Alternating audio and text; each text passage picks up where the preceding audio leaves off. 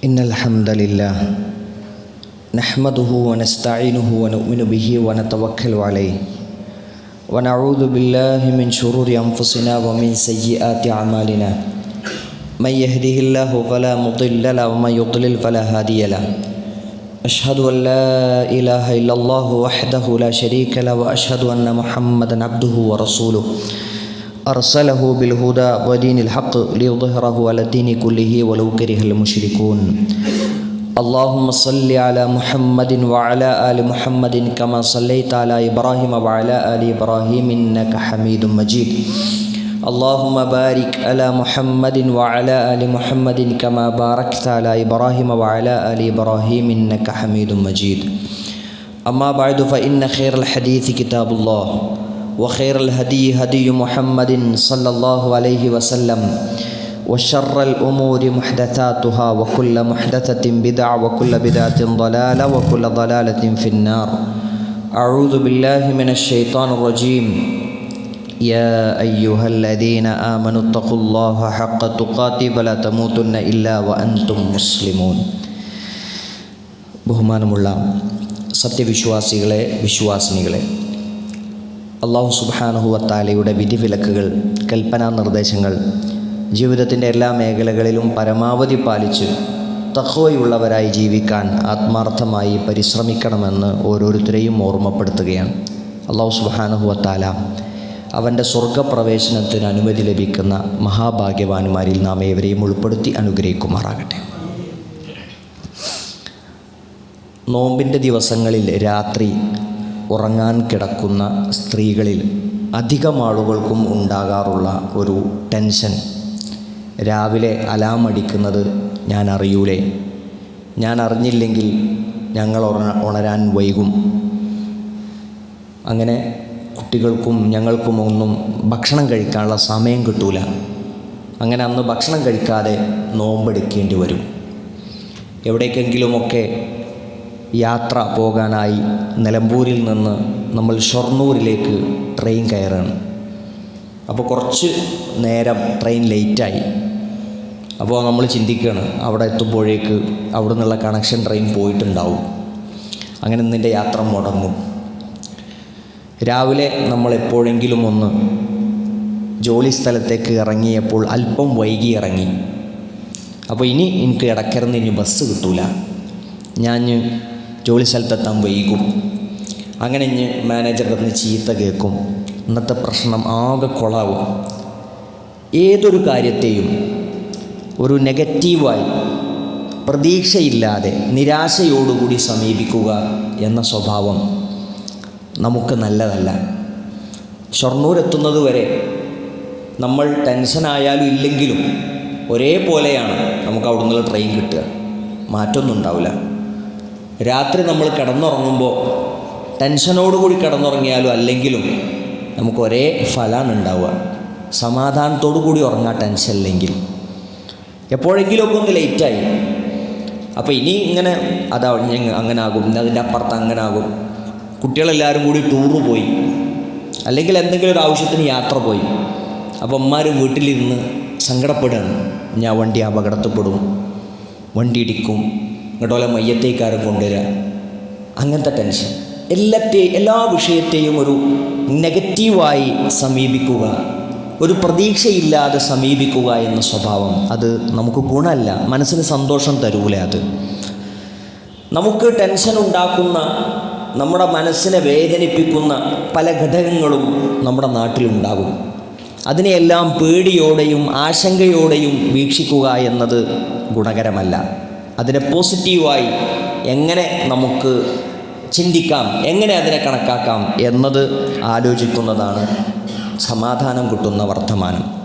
നോക്കൂ, നബി സല്ലല്ലാഹു അലൈഹി വസല്ലമയുടെ ജീവിതകാലത്ത് അദ്ദേഹത്തിനെതിരിൽ വളരെ ശക്തമായ ഒരുക്കങ്ങൾ നടത്തി സഖ്യകക്ഷികളെല്ലാവരും ഒരുമിച്ച് കൂടി നിന്ന് നബി സല്ലല്ലാഹു അലൈഹി വസല്ലമക്കെതിരിൽ വന്ന യുദ്ധമാണ് അഹ്സാബ് യുദ്ധം. അഹ്സാബ് യുദ്ധത്തിനു വേണ്ടി അവരെല്ലാവരും ഒരുങ്ങുന്നുണ്ട് എന്ന് പറഞ്ഞ് നബി സല്ലല്ലാഹു അലൈഹി വസല്ലമക്ക് സന്ദേശവുമായി വന്നു ആളുകൾ. ഇന്നന്നാസ ഖദ് ജമഉ ലക്കും ഫഖ്ശൗഹും, ഇത് ആളുകളെല്ലാവരും നിങ്ങൾക്കെതിരെ ഒരുമിച്ച് കൂടിയിട്ടുണ്ട് കേട്ടോ, ഓലെ പേടിച്ചോളി എന്നാ പറഞ്ഞത്. അപ്പോൾ എന്താണ് ഫസാദഹും ഈമാന, അപ്പോൾ അവരുടെ ഈമാൻ വർദ്ധിച്ചു എന്നാണ്. ഓലെല്ലാവരും വരുന്നുണ്ടെന്ന് പറഞ്ഞപ്പോൾ നബി സല്ലല്ലാഹു അലൈഹി വസല്ലമയും സഹാബത്തും ആകെ പേടിച്ച്. അങ്ങനെ ഉണ്ടായിട്ടില്ല, ഭയപ്പാടുണ്ടായിട്ടില്ല. അവർക്ക് ഈമാൻ കൂടി, അവർക്ക് ഈമാൻ വർദ്ധിച്ചു, അവരെ നിരാശ ബാധിച്ചില്ല. ഖന്തക്കിൻ്റെ കിടങ്ങ് കുഴിക്കുകയാണ് അള്ളാഹുവിൻ്റെ റസൂൽ സല്ലല്ലാഹു അലൈഹി വസല്ലം. എത്ര വലിയ പ്രയാസമുള്ള സമയമാണത്, പ്രയാസമുള്ള സമയമാണത്. കാരണം എന്താ? വിശപ്പാണ്, ദാഹമാണ്, ബുദ്ധിമുട്ടാണ്, ശത്രുക്കളെ പ്രതിരോധിക്കാൻ ആയുധങ്ങൾ കുറവാണ്. അതുകൊണ്ട് അവരുടെ വരവിനെ മദീനയിലേക്ക് തടയാൻ വേണ്ടിയിട്ടാണ് അവിടെ കിടങ്ങ് കുഴിക്കുന്നത്. വിശപ്പ് കാരണത്താൽ വയറ്റിൽ കല്ല് കെട്ടി വെച്ചിട്ടുണ്ട്. റസൂലുള്ളാഹി സ്വല്ലല്ലാഹു അലൈഹി വസല്ലമയുടെ മുന്നിൽ വന്ന് സഹാബിത ഒരു കല്ല് കാണിച്ചു കൊടുക്കുമ്പോൾ നബി സല്ലല്ലാഹു അലൈഹി വസല്ലം കുപ്പായം പൊക്കിയിട്ട് 2 കല്ല് കാണിച്ചു കൊടുക്കുന്നത്. വിശപ്പ് കാരണത്താൽ നേരെ നിൽക്കാൻ വേണ്ടിയിട്ടാണത്. അത്ര പ്രയാസകരമായ സാഹചര്യത്തിലാണ് അവരുള്ളത്. ആ സമയത്ത് നബി സല്ലല്ലാഹു അലൈഹി വസല്ലമക്ക് പ്രതിരോധ ശക്തി കുറവുള്ള സമയം, ആയുധബലം കുറവുള്ള സമയം, ആൾബലം കുറവുള്ള സമയം, അവിടെയും നബി സല്ലല്ലാഹു അലൈഹി വസല്ലമക്ക് നിരാശ ബാധിച്ചിരുന്നില്ല. കല്ലിൽ കമ്പി തട്ടി, പിക്കാസ് തട്ടി, തീപ്പൊരി പാറിയപ്പോൾ നബി സല്ലല്ലാഹു അലൈഹി വസല്ലം ഇസ്ലാമിൻ്റെ വിജയത്തിൻ്റെ പ്രതീക്ഷയെക്കുറിച്ചാണ് സഹാബത്തിനോട് സംസാരിച്ചത്. അങ്ങനെയായിരുന്നു റസൂലുള്ളാഹ്. മക്കയിൽ നിന്ന് നബി സല്ലല്ലാഹു അലൈഹി വസല്ലം പലായനം ചെയ്യുകയാണ് മദീനയിലേക്ക്. എന്തിനാ പലായനം ചെയ്യുന്നത്? പീഡനങ്ങൾ, മർദ്ദനങ്ങൾ, അക്രമങ്ങൾ, പരിഹാസങ്ങൾ, ഇതൊക്കെ സ്വസ്ഥമായി മക്കയിൽ ജീവിക്കാൻ സാധിക്കുന്നില്ല എന്ന അവസ്ഥ വന്നപ്പോൾ മദീനയിലേക്ക് ഹിജറ പോവുകയാണ്. അതല്ലാതെ രക്ഷല്ല എന്നുള്ള അവസ്ഥയിലാണ് പോണത്, വേറെ മാർഗമല്ല, ആ അവസ്ഥയിലാണ് പോണത്. ആ പോകുന്ന പോക്കിലാണ് നബി സല്ലല്ലാഹു അലൈഹി വസല്ലമയെ സുറാഖത്ത് ബിൻ മാലിക് പിന്തുടരുന്നത്. നബി സല്ലല്ലാഹു അലൈഹി വസല്ലമയുടെ തൊട്ടടുത്ത് അദ്ദേഹം എത്തി, നബി സല്ലല്ലാഹു അലൈഹി വസല്ലമയെ പിടികൂടും എന്ന അവസ്ഥയിലെത്തി. അപ്പോഴാണ് അദ്ദേഹത്തിൻ്റെ വാഹനത്തിൻ്റെ കാല് അത് മണ്ണിൽ പൂണ്ടുപോകുന്നത്. മുഹമ്മദ് നബിയെ വിളിച്ച് സഹായിക്കണമെന്ന് ആവശ്യപ്പെടുന്നുണ്ട്. നബി സല്ലല്ലാഹു അലൈഹി വസല്ലമയും അബൂബക്കറും ചെന്ന് അദ്ദേഹത്തെ സഹായിക്കുന്നുണ്ട്, രക്ഷപ്പെടുത്തുന്നുണ്ട്. അപ്പോൾ അദ്ദേഹത്തോട് നബി സല്ലല്ലാഹു അലൈഹി വസല്ലം ചോദിക്കുന്നൊരു ചോദ്യമുണ്ട്. സുറാഖ, കിസ്റയുടെ വളകൾ നിന്റെ കൈകളിൽ ധരിപ്പിക്കപ്പെടുന്നതിനെ കുറിച്ച് നീ ആലോചിക്കുന്നുണ്ടോ എന്നാണ്. ആ അവസ്ഥ എന്ന് പറഞ്ഞാൽ ഇസ്ലാമിന് വിജയമല്ലാതെ, ഇസ്ലാമിന് പരാജയം നേരിട്ട് മക്കയിൽ നിന്ന് പലായനം ചെയ്തു മദീനയിലേക്ക് പോവുകയാണ്. അപ്പോഴും നബി സല്ലല്ലാഹു അലൈഹി വസല്ലമക്ക് സംസാരിക്കാനുള്ള എന്താണ്? ഇസ്ലാം ഒരു കാലത്ത് വിജയം നേടും. അന്ന് കിസ്റ എന്ന വൻ സാമ്രാജ്യത്തെ ഇസ്ലാമിക സൈന്യം പരാജയപ്പെടുത്തും. അന്നേ ദിവസം അന്ന് അതിൻ്റെ വളകൾ നിന്നെ ധരിപ്പിക്കപ്പെടുന്നതിനെ നീ ആലോചിക്കുന്നുണ്ടോ? അത്ര വലിയ പ്രതീക്ഷയായിരുന്നു. ഇന്ന് നമ്മളെ പരാജയപ്പെടുത്താനായി ഒരുങ്ങി നിൽക്കുന്ന ഫാഷിസത്തെക്കുറിച്ച് വളരെ ഭീതിജനകമായ ഒട്ടനവധി വർത്തമാനങ്ങൾ നമ്മുടെ മുന്നിലുണ്ട്, ഇല്ലേ? പേടിപ്പെടുത്തുന്ന ഒരുപാട് അക്രമങ്ങൾ ഫാഷിസം നടത്തിയില്ലേ? ഇന്ന് ഇന്ത്യ ഭരിച്ചുകൊണ്ടിരിക്കുന്ന ഭരണകൂടം, ഫാസിസ്റ്റ് ഭരണകൂടം, അക്രമി ഭരണകൂടം, ഒരുപാട് ഉപദ്രവകരമായ പ്രവർത്തനങ്ങൾ അവർ അഴിച്ചുവെച്ചിട്ടുണ്ട്. ഒട്ടനവധി കൊലപാതകങ്ങൾ നടന്നു. രാജ്യത്ത് നിലവിലുണ്ടായിരുന്ന സമാധാന അന്തരീക്ഷം ഇല്ലാതാക്കി. മനുഷ്യരെ വിലക്ക് വാങ്ങി, നേതാക്കന്മാരെ പണച്ചാക്ക് കാണിച്ച് പ്രീണിപ്പിച്ചും, സർക്കാർ സംവിധാനങ്ങൾ കാണിച്ചു പേടിപ്പിച്ചും പാർട്ടി മാറ്റുന്ന കാഴ്ചകൾ നമ്മൾ കാണുന്നുണ്ട്. ഒരുപാട് പ്രശ്നങ്ങൾ. ബീഫിൻ്റെ പേരിൽ കൊലപാതകങ്ങൾ നടന്നു. മതത്തിൻ്റെ പേരിൽ വർഗീയതവൽക്കരിച്ചു. മുസ്ലിങ്ങളെ മാത്രമല്ല ക്രിസ്ത്യാനികൾക്കെതിരെയും അക്രമങ്ങൾ ഉണ്ടാക്കി. ഒരു മതേതര രാജ്യത്തു നിന്ന് മാറി ഒരു ഹിന്ദുത്വ രാജ്യത്തിലേക്കുള്ള പോക്കാണ് എന്ന് വ്യക്തമായി കാണുന്ന ചിത്രം നമ്മുടെ മുന്നിലുണ്ട്. ഇതൊക്കെ ഉണ്ടാവുമ്പോൾ ഒരുപാട് മുസ്ലിങ്ങൾ ഇവിടെ പ്രയാസപ്പെടുന്നില്ലേ, ബുദ്ധിമുട്ടുണ്ടാവണില്ലേ എന്ന് ടെൻഷനായി നിന്നിട്ട് വല്ല കാര്യമുണ്ടോ? ഇപ്പോൾ നോക്കൂ, ഇവിടെ ഇന്നത്തെ സാഹചര്യത്തിൽ നമുക്ക് നമ്മുടെ മുസ്ലിം വ്യക്തി നിയമങ്ങൾ അത് നമ്മുടെ ഒരു വിവാഹമോചനം, സ്വത്ത് വീതം വക്കൽ, ഈ തുടങ്ങിയ കാര്യങ്ങൾ ക്രിമിനൽ നിയമങ്ങളല്ല, നമ്മുടെ വ്യക്തി നിയമങ്ങൾ, അതെല്ലാം നമുക്ക് ഇസ്ലാമിക ശരീഅത്തനുസരിച്ച് മുന്നോട്ട് പോകാവുന്ന സാഹചര്യം ഇവിടെ ഉണ്ട്, നമ്മുടെ നാട്ടിലുണ്ട്. ഈ ഇസ്ലാമിക ശരീഅത്തനുസരിച്ച് മുന്നോട്ട് പോകാവുന്ന സാഹചര്യത്തെ മാറ്റി ഇനി അതെല്ലാം ഒരു ഏക സിവിൽ കോഡ് കൊണ്ടുവന്ന് അതെല്ലാം ഒരു ഏകീകൃത നിയമമാക്കി മാറ്റാനുള്ള ശ്രമം ശ്രമമല്ല, അതിലുള്ള തീരുമാനം, അത് പ്രഖ്യാപിച്ചുകൊണ്ടാണ് ഇപ്പോഴത്തെ ഫാസിസ്റ്റ് ഭരണകൂടം മുന്നോട്ട് പോയിക്കൊണ്ടിരിക്കുന്നത്. CAA NRC, ഈ രണ്ട് കാര്യങ്ങൾ, അത് രണ്ടും നമ്മൾ ശക്തമായി പ്രതിരോധിച്ചു. ഒരു സമയത്ത് ഞാൻ നടപ്പിലാക്കൂല എന്ന അവസ്ഥയിലേക്ക് സമരങ്ങൾ കൊണ്ട് നമ്മൾ നേടിയെടുത്ത വിജയമായിരുന്നു അത്. ഇപ്പോൾ അത് വീണ്ടും നടപ്പിലാക്കുന്ന സാഹചര്യത്തിലേക്ക് വന്നിരിക്കുകയാണ്. മുസ്ലിങ്ങളെ സംബന്ധിച്ചിടത്തോളം ഭീകരമായ ഒരു അന്തരീക്ഷം സൃഷ്ടിക്കുന്ന സാഹചര്യം ഇവിടെ ഉണ്ട്. അപ്പോൾ നമ്മളിങ്ങനെ പേടിച്ച് നിൽക്കുക, നമ്മളിങ്ങനെ മിണ്ടാതെ നിൽക്കുക, നമ്മൾ അതിലൊക്കെ ടെൻഷൻ അടിച്ച് നിൽക്കുക, അത് മാത്രമല്ല ചെയ്യാനുള്ളത്. അതിനെതിരെ ശക്തമായി പ്രതികരിക്കേണ്ട, പ്രവർത്തിക്കേണ്ട, പ്രാർത്ഥിക്കേണ്ട ഒരു സന്ദർഭത്തിലാണ് ഇപ്പോൾ നമ്മളുള്ളത്. അടുത്ത വെള്ളിയാഴ്ച നമുക്ക് ഇലക്ഷനാണ്. ഇലക്ഷൻ എന്ന് പറഞ്ഞാൽ ഇപ്പോഴുള്ള ഫാസിസ്റ്റ് ഭരണകൂടത്തെ താഴെ ഇറക്കാനുള്ള ശക്തമായ ഒരു ശ്രമം നടത്തേണ്ട ഇലക്ഷനാണ്. അപ്പോൾ നമ്മളൊന്നും വോട്ട് ചെയ്തിട്ടില്ലെങ്കിലും കുഴപ്പമൊന്നുമില്ല, അതൊക്കെ ഇങ്ങനെ ആരെങ്കിലുമൊക്കെ ജയിച്ചു പോയിക്കോളും. അല്ലെങ്കിൽ ഇപ്പോൾ ആര് ജയിച്ചാലെന്താ, ആര് തോറ്റാലെന്താ, അതൊക്കെ രാഷ്ട്രീയക്കാർക്ക് ഇങ്ങനെ അവിടെ പോയിട്ട് മുണുങ്ങാനുള്ളതല്ലേ എന്നൊന്നും പറഞ്ഞ് മാറി നിൽക്കാൻ നമുക്ക് പറ്റില്ല. വോട്ടവകാശമുള്ള ഓരോരുത്തരും ഇപ്രാവശ്യം ഫാസിസ്റ്റ് ശക്തികളെ പരാജയപ്പെടുത്താൻ വേണ്ടി വോട്ട് ചെയ്യണം. അത് നമ്മുടെ ഒരു ബാധ്യതയാണ്. ആര് വന്നാലെന്താന്ന് പറയാൻ പറ്റൂല. ഇവിടെ ഒരു ഇസ്ലാമിക ഭരണകൂടം ഉണ്ടായാൽ മാത്രമേ ശരിയാകുള്ളൂ എന്നുള്ള വാദവും നമുക്കില്ല. അങ്ങനെ ഉണ്ടോ? മഹാനായ യൂസുഫ് നബി അലൈഹി സ്വലാത്തു വസ്സലാം, അദ്ദേഹം ഭക്ഷ്യവകുപ്പ് കൈകാര്യം ചെയ്തിരുന്നു. അദ്ദേഹം ഭക്ഷ്യവകുപ്പ് കൈകാര്യം ചെയ്തത് ഒരു ഇസ്ലാമിക ഭരണകൂടത്തിൻ്റെ കീഴിലാണോ? അല്ല, അനിസ്ലാമിക ഭരണകൂടത്തിൻ്റെ കീഴിലാണ് അദ്ദേഹം ഭക്ഷ്യവകുപ്പ് കൈകാര്യം ചെയ്തത്. അതിൻ്റെ മന്ത്രിയായിട്ടാണ് അദ്ദേഹം അവിടെ ഉണ്ടായിരുന്നത്. അനിസ്ലാമികമായൊരു ഭരണവ്യവസ്ഥിതിയിൽ മന്ത്രിയായി നിന്നത് അള്ളാഹുവിൻ്റെ ഒരു ദൂതനാണ്. അങ്ങനെ ഉണ്ടായിട്ടുണ്ട് അല്ലേ? നബി സല്ലല്ലാഹു അലൈഹി വസല്ലം മക്കയിൽ പീഡനങ്ങളും മർദ്ദനങ്ങളും ഉണ്ടായപ്പോൾ അബിസീനിയയിലേക്ക് സഹാബത്തിന് ഹിജ്റ പറഞ്ഞയക്കുന്നുണ്ട്. അബിസീനിയയിൽ ഉണ്ടായിരുന്നത് ഒരു ഇസ്ലാമിക ഭരണകൂടമായിരുന്നു? അല്ല, അവിടെ ഒരു അനിസ്ലാമിക ഭരണകൂടമായിരുന്നു. പക്ഷെ അവിടെ സമാധാനത്തോടുകൂടി ജീവിക്കാവുന്ന ഒരു അന്തരീക്ഷം അവിടെയുണ്ട്. അതാണ് നബി സല്ലല്ലാഹു അലൈഹി വസല്ലം കണ്ടത്. അതുകൊണ്ടാണ് അവിടേക്ക് പറഞ്ഞയച്ചത്. നമ്മുടെ നാടിന് വേണ്ടി നമുക്ക് ഏറ്റവും അധികം ആഗ്രഹിക്കാനുള്ളതും അതാണ്. സമാധാനത്തോടുകൂടി ഇവിടെ ജീവിക്കാൻ കഴിയണമെന്ന്, അല്ലേ? റബ്ബി ജഅൽ ഹാദാ ബലദൻ ആമിന, റബ്ബി ജഅൽ ഹാദൽ ബലദ ആമിന. ഇബ്രാഹിം അലൈഹി സ്വലാത്തു വസ്സലാം തൻ്റെ നാടിന് വേണ്ടി പ്രാർത്ഥിച്ച പ്രാർത്ഥനയാണത്. നിർഭയത്വത്തോടുകൂടി ഈ നാട്ടിൽ ജീവിക്കാനുള്ള അവസ്ഥ ഉണ്ടാക്കണേ എന്ന് അള്ളാഹിനോട് പ്രാർത്ഥിച്ചു. നമുക്കും പ്രാർത്ഥിക്കണം, ഇവിടെ നിർഭയത്വത്തോടുകൂടി ജീവിക്കാവുന്ന അവസ്ഥ നമ്മുടെ നാട്ടിലുണ്ടാകണം. ആ നിർഭയത്വം ഇവിടെ ഉണ്ടാവാൻ വേണ്ടിയിട്ടാണ് നമ്മൾ പണിയെടുക്കേണ്ടതും പ്രാർത്ഥിക്കേണ്ടതും. അധികാരം എന്നുള്ളത് അത് അല്ലാഹു സുബ്ഹാനഹു വ തആല, അത് അവൻ്റെ കയ്യിലുള്ളതാണ്. അത് അല്ലാഹ് ചില ആൾക്കാർക്ക് കൊടുക്കും, ചില ആൾക്കാർക്ക് കൊടുക്കൂല. അതത്ര തന്നെ. ഖുലില്ലാഹുമ്മ മാലിക്കൽ മുൽക്ക് തുഅ്തിൽ മുൽക മൻ തശാ വതൻസിഉൽ മുൽക മിമ്മൻ തശാ. അല്ലേ? ഇവരെ പറ്റി ഇങ്ങനെ നമ്മൾ പറയുമ്പോൾ അതിങ്ങനെ ഒരു വലിയ പ്ലാനിങ് ഒക്കെ ഉണ്ടാക്കി, വലിയ ഒരുക്കങ്ങളൊക്കെ ഉണ്ടാക്കി, അങ്ങനെ നല്ലത് അല്ല. ഇതൊരു പരീക്ഷണമായിക്കൊണ്ട് റബ്ബ് സുബ്ഹാനഹു വ തആല നമ്മുടെ വിശ്വാസികളെ പരീക്ഷിക്കുന്നതിന് വേണ്ടി ഉണ്ടാക്കിയൊരു സംവിധാനം മാത്രമായിട്ടാണ് നമ്മൾ ഈ ഭരണത്തെ കാണുന്നത്. അതിനെ പരാജയപ്പെടുത്താൻ വേണ്ടി നമ്മൾ എന്ത് ചെയ്യണം? അതിനെതിരെ നമ്മൾ എന്ത് പ്രവർത്തിക്കണം? ഈ ഒരു സാഹചര്യമൊക്കെ വരുമ്പോൾ നമ്മൾ എന്താ ചെയ്യണത്? നമ്മുടെ ഈമാനൊക്കെ വിട്ടെറിഞ്ഞ് അവരെ പേടിച്ച് അവരുടെ ഇഷ്ടത്തിനനുസരിച്ച് അവരുടെ ആളുകളായി നിന്നു കൊടുക്കുന്നുണ്ടോ എന്നൊക്കെ നോക്കാൻ വേണ്ടി അല്ലാഹു സുബ്ഹാനഹു വ തആല ഒരു പരീക്ഷണം തന്നതാ. അത്ര ഇതിലുള്ളൂ. തുഅ്തിൽ മുൽക മൻ തശാ, അവൻ ഉദ്ദേശിക്കുന്ന ആളുകൾക്ക് അല്ലാഹു രാജാധികാരം കൊടുക്കും. ചില ആളുകളിൽ നിന്ന് അവൻ ഉദ്ദേശിക്കുന്നവർക്ക് അല്ലാഹു അത് ഒഴിവാക്കും. അല്ലാഹു ചില ആളുകൾക്ക് ഇസ്സത്ത് കൊടുക്കും, അവരെ ശക്തിപ്പെടുത്തും. ചില ആളുകളെ അല്ലാഹു സുബ്ഹാനഹു വ തആല പരാജയപ്പെടുത്തും. ഇതൊക്കെ റബ്ബിൻ്റെ കയ്യിലാണ്. അല്ലാതെ ഇവരിങ്ങനെ പ്രവർത്തിക്കുന്നതനുസരിച്ച് നടന്നു പോകുന്ന കാര്യമൊന്നുമല്ല അത്. ഇസ്ലാമിനെ സംബന്ധിച്ചിടത്തോളം, മുസ്ലിങ്ങളെ സംബന്ധിച്ചിടത്തോളം ഭൗതികമായ ജീവിതത്തിൽ ഉണ്ടാകുന്ന ഒന്നും അവർക്ക് പ്രശ്നമല്ല. അതൊക്കെ നിസ്സാരാണ്, അതൊക്കെ ചെറുതാണ്.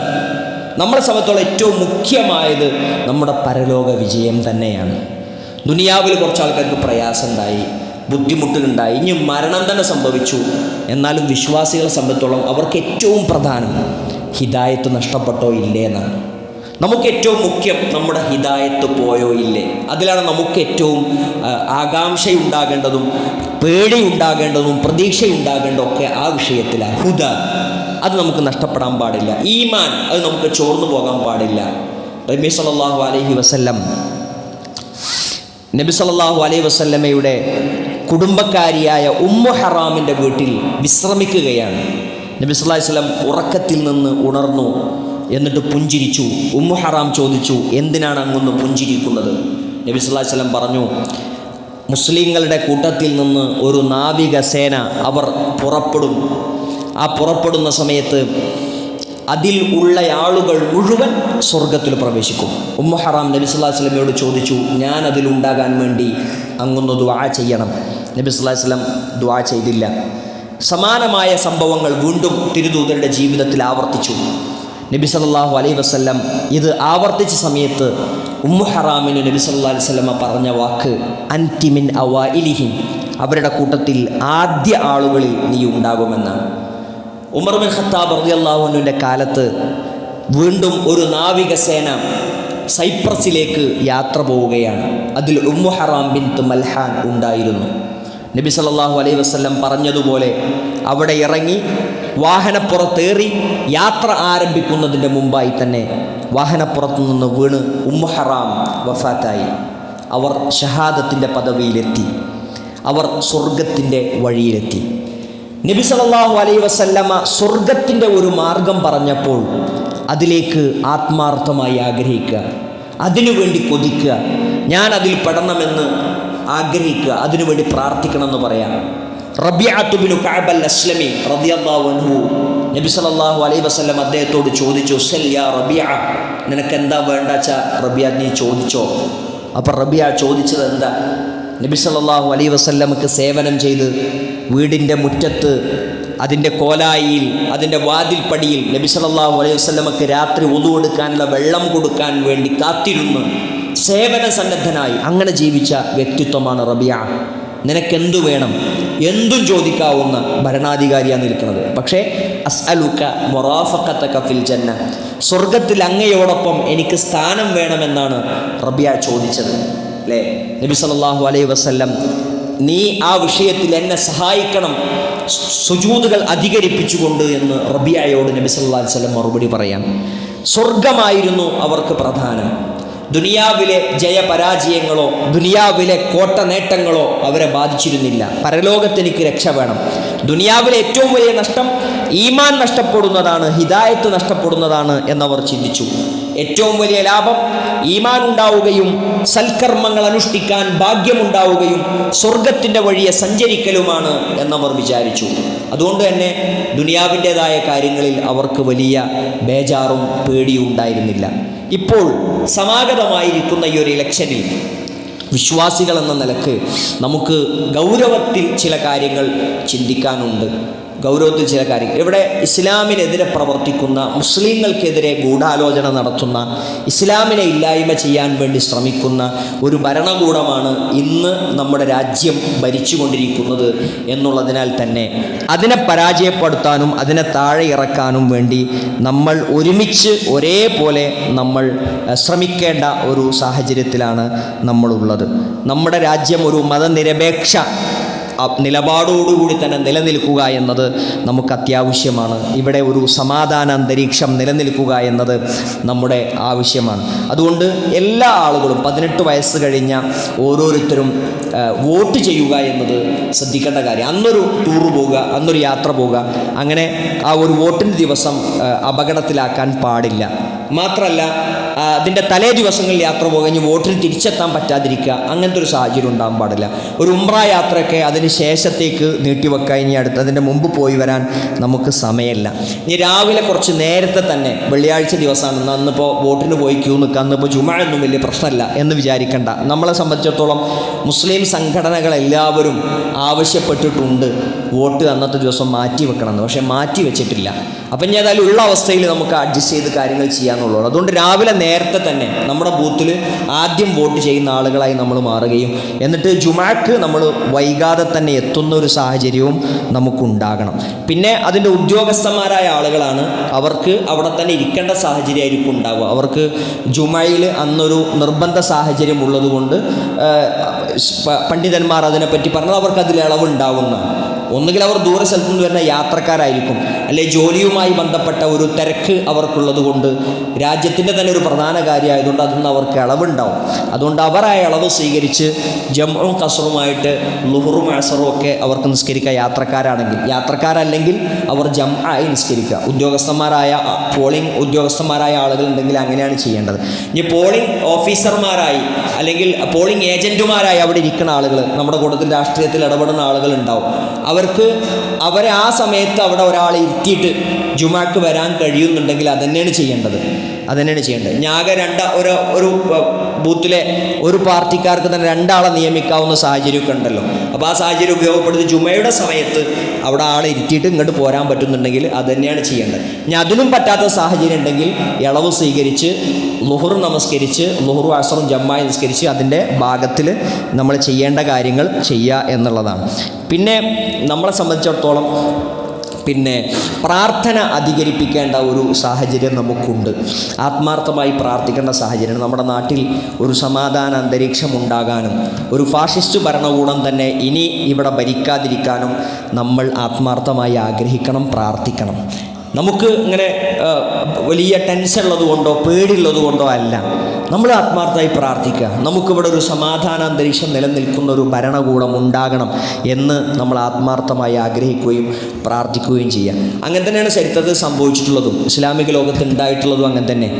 എത്ര പ്ലാനിങ്ങോട് കൂടിയാണ് ഫിർഔൻ പണിയെടുത്തത് അല്ലേ? നോക്കൂ, ഫിർഔനെ നശിപ്പിക്കേണ്ട ഒരാൾ ഈ നാട്ടിൽ ജനിക്കുന്നുണ്ട് എന്നറിഞ്ഞു.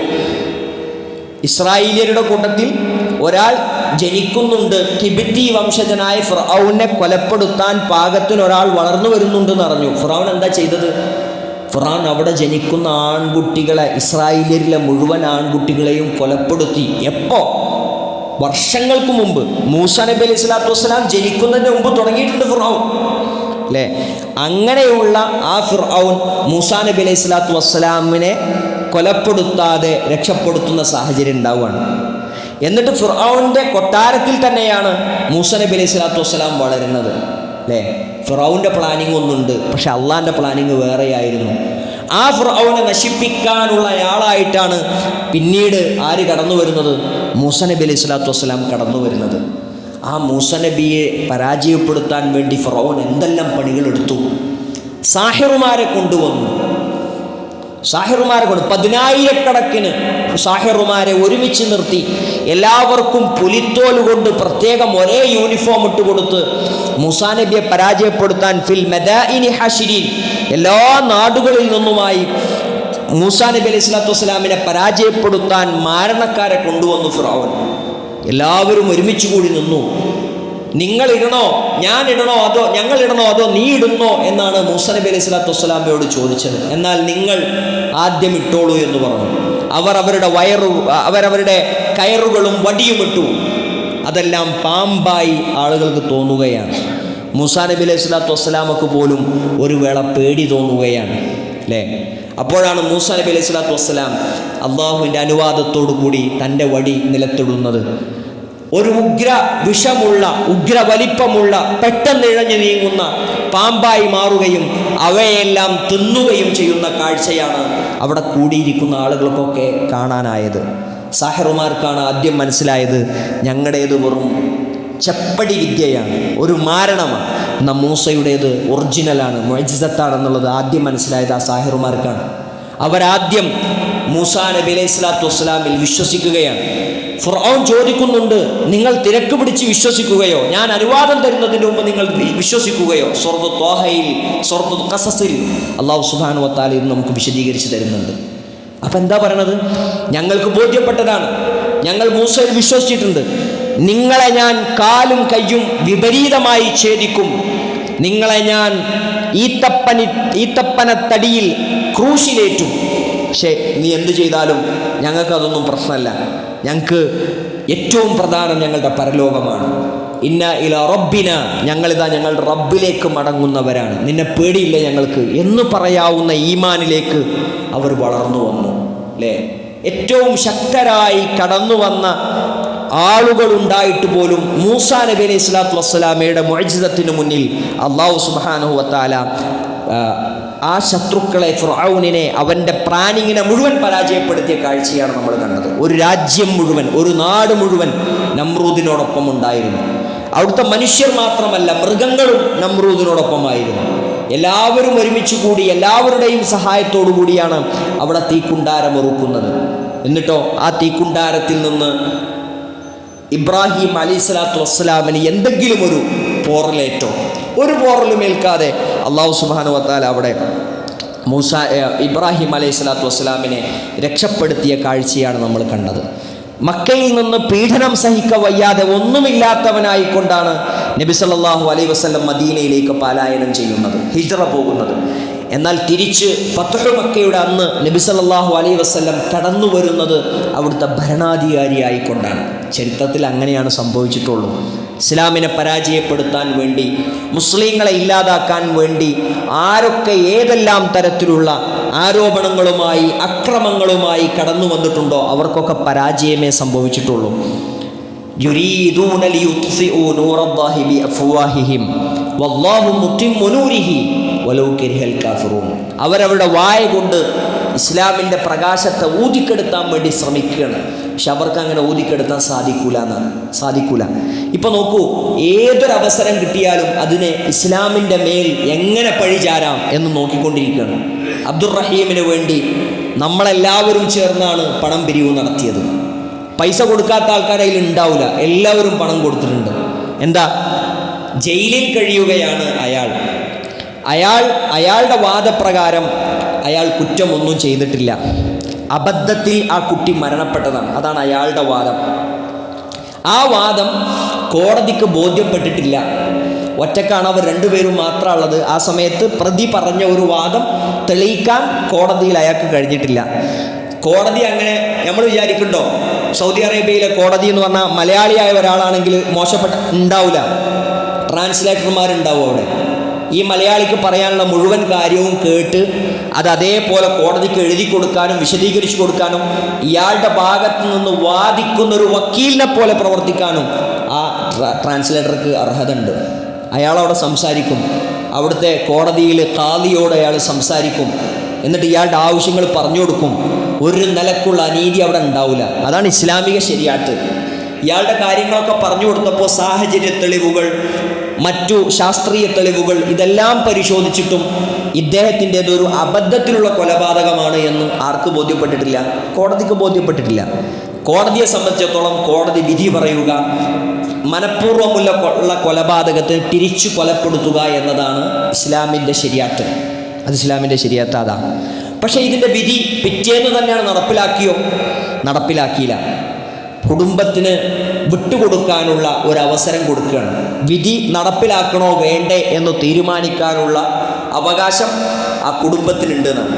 അപ്പോൾ ആ കുടുംബത്തെ സംബന്ധിച്ചിടത്തോളം കുടുംബം എന്തായാലും തങ്ങളുടെ മകനെ കൊലപ്പെടുത്തിയയാളെ തിരിച്ചു കൊല്ലണം എന്ന നിയമത്തിൽ അതങ്ങനെ തന്നെ നടക്കണമെന്ന് ആഗ്രഹിക്കുന്ന ഒരു കുടുംബമായിരുന്നു. അതുകൊണ്ട് അവർ വിട്ടുവീഴ്ച ചെയ്യാൻ തയ്യാറായില്ല. ഒന്നുകിൽ കുടുംബത്തിന് ദിയാധനം അത് സ്വീകരിച്ചുകൊണ്ട് വിട്ടുകൊടുക്കാം, ഇനി ധനം സ്വീകരിക്കാതെ വേണമെങ്കിൽ മാപ്പ് കൊടുക്കാം, അല്ലെങ്കിൽ അയാളെ കൊലപ്പെടുത്തണമെന്ന് കോടതിയോട് ആവശ്യപ്പെടാം. ഈ 3 കാര്യങ്ങളാണുള്ളത്. ഇവർ തീരുമാനിച്ചത് ഞങ്ങൾ മാപ്പ് കൊടുക്കണില്ല എന്നാണ്.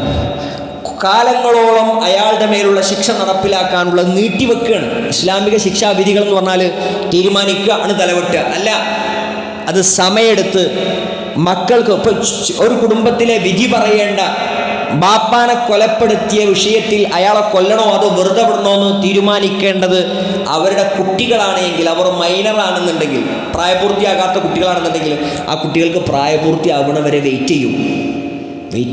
അത്ര കാലം ആ കുട്ടികൾ വെയിറ്റ് ചെയ്യുമ്പോൾ സ്വാഭാവികമായി മനസ്സിൽ ആ കുടുംബത്തിൻ്റെത് മാറ്റം ഉണ്ടാവും. എന്നിട്ട് അയാൾ വിട്ടുപോരാനുള്ള സാഹചര്യം ഉണ്ടാവും. എത്ര മലയാളികൾ അങ്ങനെ അപകടത്തിൽ കുടുങ്ങിയിട്ട് കോടതിയിൽ നിന്ന് കാര്യങ്ങൾ വിശദീകരിച്ചു കൊടുത്ത് അവർ രക്ഷപ്പെട്ടിട്ടുണ്ട്. വിധി പറഞ്ഞതിന് ശേഷം തന്നെ ഇങ്ങനെ കുടുംബക്കാർ പിന്നീട് വിട്ടുകൊടുത്ത് എത്രയധികം ആളുകൾ രക്ഷപ്പെട്ടിട്ടുണ്ട്. വളരെ കുറച്ചു മാത്രമാണ് വിധി നടപ്പിലാക്കുന്നത് കുടുംബം വിട്ടുകൊടുക്കാത്ത കാരണത്താൽ. ഇനി കുടുംബം വിട്ടുകൊടുത്തിട്ടില്ലേ, പ്രതി എത്ര വലിയ ആളാണെങ്കിലും വിധി നടപ്പിലാവുന്ന രാജകുടുംബത്തിലെ വ്യക്തികളാണെങ്കിൽ പോലും അവർക്കെതിരെ ഇസ്ലാമിക ശിക്ഷാവിധി നടപ്പിലാക്കിയിട്ടുണ്ട്. അത് ഇസ്ലാമിക ശരീഅത്ത് പറഞ്ഞാൽ അങ്ങനെയാണ്. അതിനതിൻ്റേതായ ഒരു മൂല്യമുണ്ട്. ഇവിടെ എന്താ സംഭവിച്ചത്? ആളുകളെല്ലാവരും കൂടി അയാളുടെ ദിയാധനം അത് ഇവർ സ്വീകരിച്ചുകൊണ്ട് മോചിതനാക്കാൻ വേണ്ടി തീരുമാനിച്ചു. ആ കുടുംബം വിട്ടുവീഴ്ച ചെയ്യാൻ തീരുമാനിച്ചു. അവർ ചിലപ്പോൾ തീരുമാനിച്ചത് ഇത്രയധികം തുക കണ്ടെത്താൻ ഒരു മലയാളിക്ക് കഴിയുകയില്ല എന്ന് വിചാരിച്ചുകൊണ്ടായിരിക്കാം ഒരു പക്ഷേ ആ കുടുംബം അങ്ങനെ തീരുമാനിച്ചത്. നമുക്കറിയില്ല അവരുടെ മനസ്സെന്താന്നുള്ളത്. പക്ഷേ മലയാളികൾ ചേർന്നു. ഇങ്ങനെ ഒരു മനഃപൂർവ്വം ഒരാളൊരു കൊലപാതകം ചെയ്തതാണ്. ആ കുടുംബം അയാൾക്ക് ദിയാധനം കൊടുത്ത് വിട്ടുവീഴ്ച ചെയ്യാൻ തയ്യാറാണ്. എങ്കിലും അയാളെ സഹായിക്കാനും മുസ്ലിങ്ങൾക്ക് അവകാശമുണ്ട്. അയാൾക്ക് സഹായിച്ചിട്ട് അയാളെ ആ ഒരു കൊലപാതകത്തിൽ നിന്ന് മോചിപ്പിക്കാൻ അതിനും നമുക്ക് അവകാശമുണ്ട്. അതിനും നമുക്ക് പുണ്യം കിട്ടും, സംശയമൊന്നുമില്ല. ഒരാളുടെ ജീവൻ രക്ഷപ്പെടുത്തുക എന്നുള്ളതാണ് അതിലുള്ളത്. അയാൾ തൗബ ചെയ്ത് മടങ്ങുക എന്നുള്ളതാണ് അതിലൂടെ സംഭവിക്കുന്നത്. അതുകൊണ്ട് അതിനെ സഹായിച്ചതാണെങ്കിലും നമുക്ക് കുഴപ്പമൊന്നുമില്ല. ഇയാൾ അങ്ങനെയാണെന്നല്ല പറഞ്ഞത്, അബദ്ധത്തിലായിരിക്കാം കൊലപാതകം സംഭവിച്ചത്. പക്ഷേ അത് തെളിയിക്കാൻ അദ്ദേഹത്തിന് കോടതിയിൽ സാധിച്ചിട്ടില്ല. മനഃപൂർവ്വമുള്ള കൊലപാതകമായിട്ടാണ് കോടതി കണക്കാക്കിയിട്ടുള്ളത്. പണം കണ്ടെത്തിയപ്പോൾ മലയാളികളിലെ അഹങ്കാരം കൂടുകയാണ്, അവരിലെ വർഗീയത ഉണരുകയാണ്. എന്നിട്ട് ഇസ്ലാമിൻ്റെ ശരീഅത്തിനെതിരെ സംസാരിക്കുകയാണ്. ഇസ്ലാമിക ശരീഅത്ത് ഒരാൾക്ക് നൽകുന്ന സുരക്ഷിതത്വം, അതിൻ്റെ കൃത്യത, അതിൻ്റെ വ്യക്തത അത് മനസ്സിലാക്കാതെയാണ് സംസാരിച്ചുകൊണ്ടിരിക്കുന്നത്. ഇസ്ലാമിനെ എവിടെ പറയാൻ കിട്ടുമോ അതിനെ പറയാമെന്നാണ്. ഏതാ ഈ നാട്? കുറ്റം ചെയ്തതെന്താണെന്നറിയാത്ത ധാരാളം ആളുകൾ ഇപ്പോഴും കോടതിയിലുണ്ട്. വിചാരണക്ക് ഒരു വട്ടം പോലും വിളിക്കാത്ത വിചാരണ തടവുകാരുണ്ട് ഇവിടെ. ചെയ്യാത്ത കുറ്റം ആരോപിക്കപ്പെട്ട് ജയിലറയിൽ കഴിയുന്ന ആളുകളുണ്ട്. ആ നാട്ടിലെ മനുഷ്യന്മാരാണ് പറയണത് എന്ത്? അവിടുത്തെ നിയമം ശരിയല്ല അല്ലേ?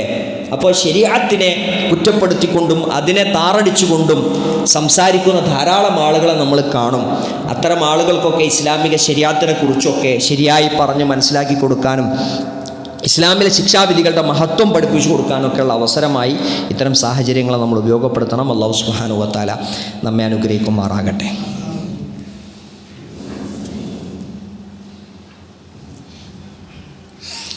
അൽഹംദുലില്ലാഹി റബ്ബിൽ ആലമീൻ അസ്സലാത്തു വസ്സലാമു അലാ റസൂലിൽ കരീം വഅലാ ആലിഹി വസഹ്ബിഹി അജ്മഈൻ. അമ്മാ ബഅദ്. അള്ളാഹുവിനെ സൂക്ഷിച്ച് ജീവിക്കണമെന്ന് ഒരിക്കൽ കൂടി ഓർമ്മപ്പെടുത്തുകയാണ്. വിശുദ്ധമായ ഒരു മാസം നോമ്പെടുത്തും രാത്രി നിസ്കാരം നിർവഹിച്ചും ഇബാദത്തുകൾ അധികരിപ്പിച്ചും ഖുർആൻ പാരായണം ചെയ്തും ദിക്റുകളിലുമായി നമ്മൾ നന്മയിൽ കഴിച്ചുകൂട്ടി ആ മാസത്തിന് ശേഷം സന്തോഷകരമായ ഒരു പെരുന്നാൾ ആഘോഷിക്കാൻ അള്ളാഹു നമുക്ക് അവസരം തന്നു.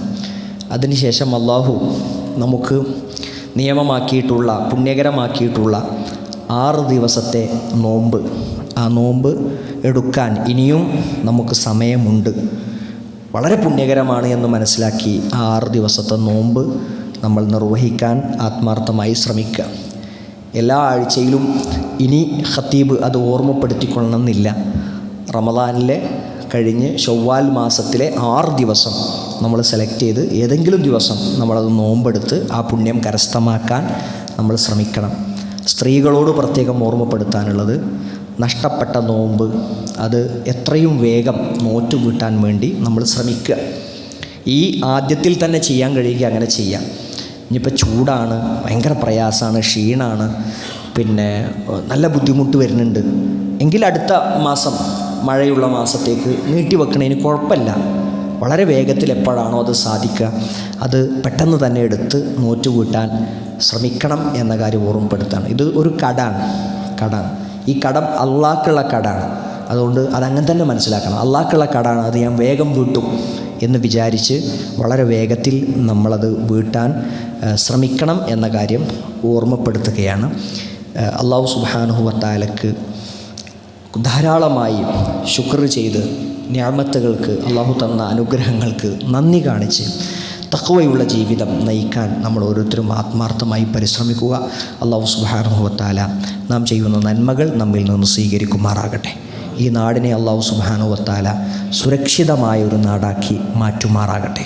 നമ്മുടെ സഹോദരങ്ങൾ ഗൾഫ് നാടുകളിൽ വെള്ളത്തിൻ്റെ പ്രയാസം അനുഭവിച്ചുകൊണ്ടിരിക്കുകയാണ്, മഴക്കെടുതി അനുഭവിച്ചുകൊണ്ടിരിക്കുകയാണ്.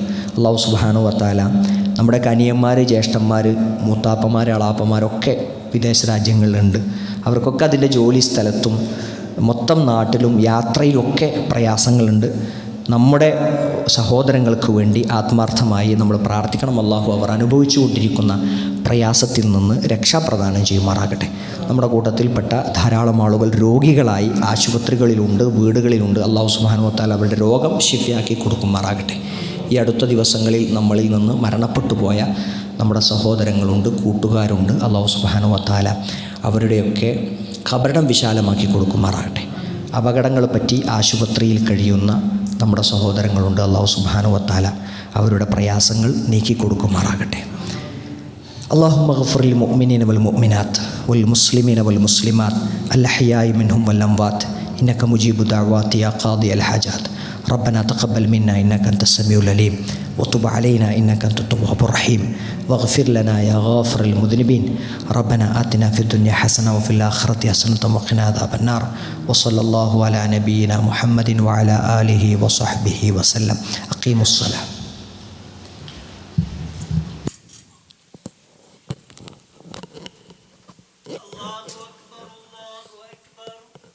أشهد أن لا إله إلا الله أشهد أن محمد رسول الله. حي